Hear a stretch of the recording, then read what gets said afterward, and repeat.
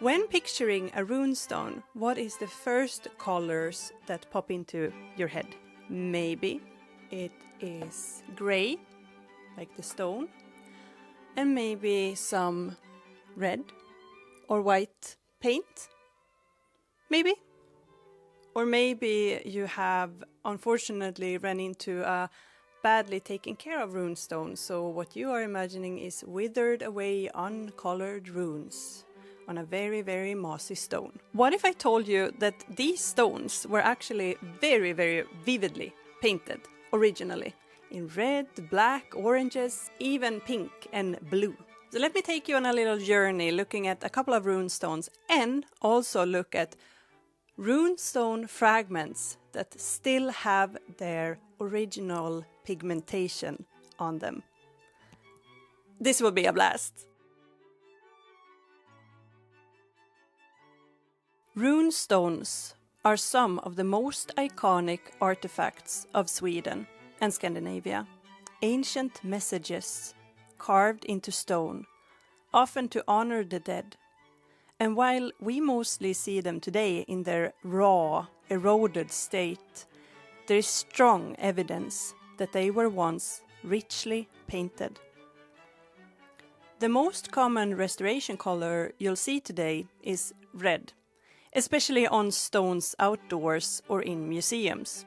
But these red lines, they aren't chosen at random. It is for contrast. It helps us to understand the runes more clearly, much like with the Scandinavian petroglyphs. If you can see them, you can start building your own personal relationship with them, and therefore you know that they exist. This is very important in order to maintain cultural heritage fresh in people's minds. But this isn't just modern museum work. Painting runestone was a historical practice. We know this because the act of painting is actually mentioned on runestones themselves. The Old Norse word steinti is actually present. Steinti means painted.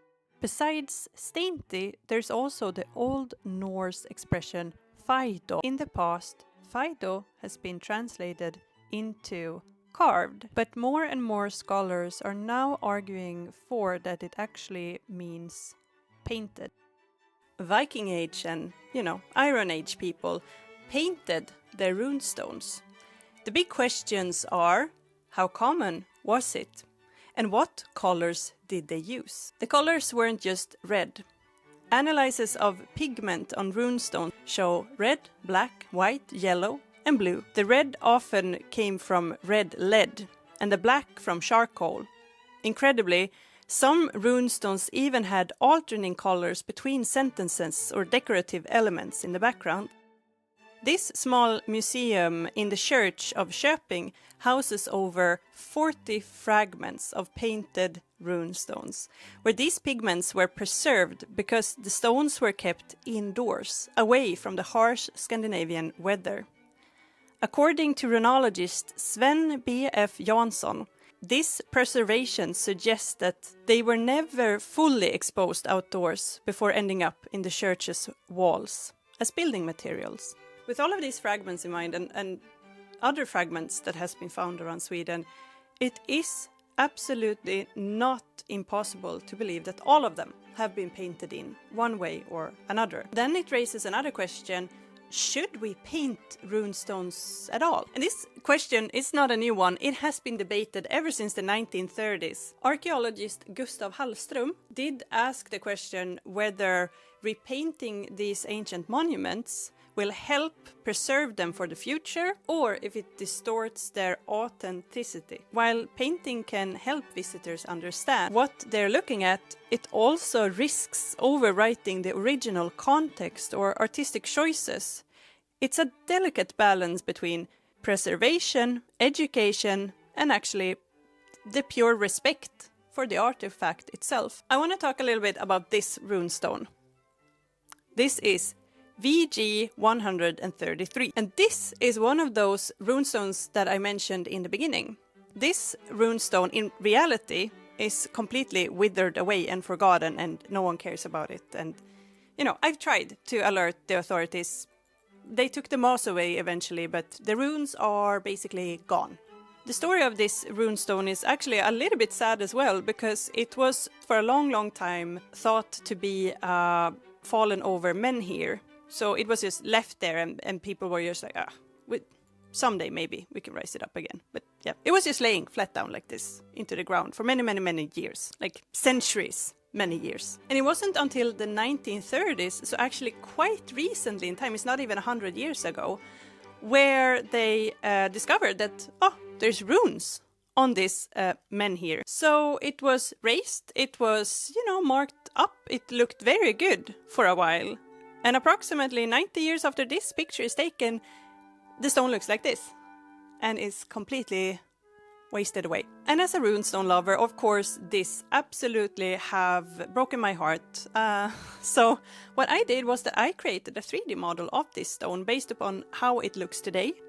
And then I went back into the old records and old text written during the early 1900s of what runes are there on this stone originally, how did it look like, and with help from different photographies, as well as the written down records from earlier, as well as, there was a part here that was there.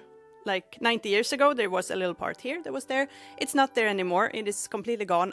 Who knows where it has gone. As well as the shape of the stone had changed a little bit, which means that, I could then kind of recreate when the stone was whole here. So I could recreate how the stone would have looked when it was freshly carved and in one piece. And this is where it got very exciting, because based upon the science behind runestone coloring in and dyes and so on, which was present back 1,000 years ago, I could also make an assessment on examples of how this runestone could have looked like originally. Not only in its shape and runes, but also with the colors. So for color references, I took these 3.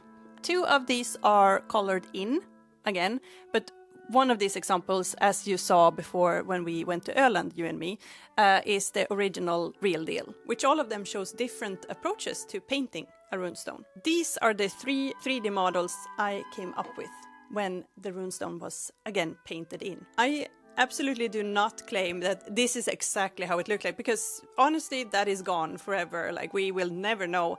But it is interesting on looking into how colorful and how vivid these runestones actually were back in the day. These reconstructions, they really show different approaches to runestone painting, and they help us imagine how, for example, VG 133 might have looked like, but also all runestones. Some of them look very, very, I'm sorry to say, but they look very sad, some of them, that you can find out in the landscape. They are completely withered away, forgotten. And I mean, some of them, like the Rök runestone, imagine how that look. It looks very impressive now with only painted in red runes.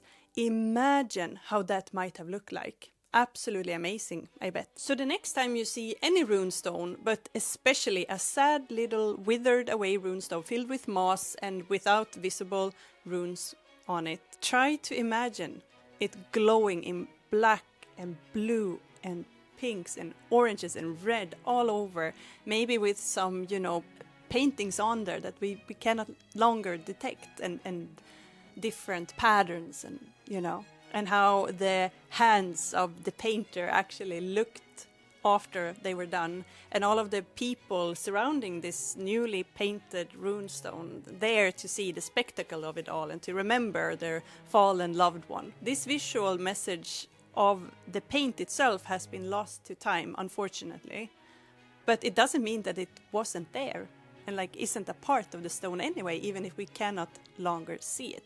And I also have to mention the fact that why it is even a discussion, should we paint in runestones? The petroglyphs, we do not know if they've ever been painted in, so that's another discussion. But like with the petroglyphs, the runestones, they get harmed a little bit. Every time you paint the carving in, I mean, you're putting something on the carving, right?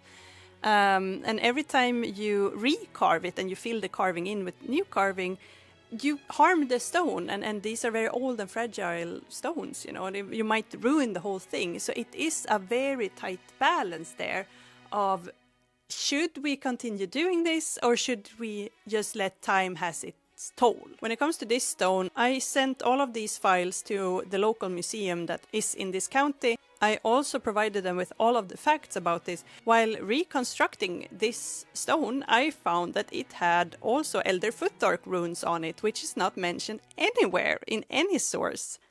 So, I mean, that makes it pretty special. So they got the files, I never heard back from them, and I don't know. I'm trying.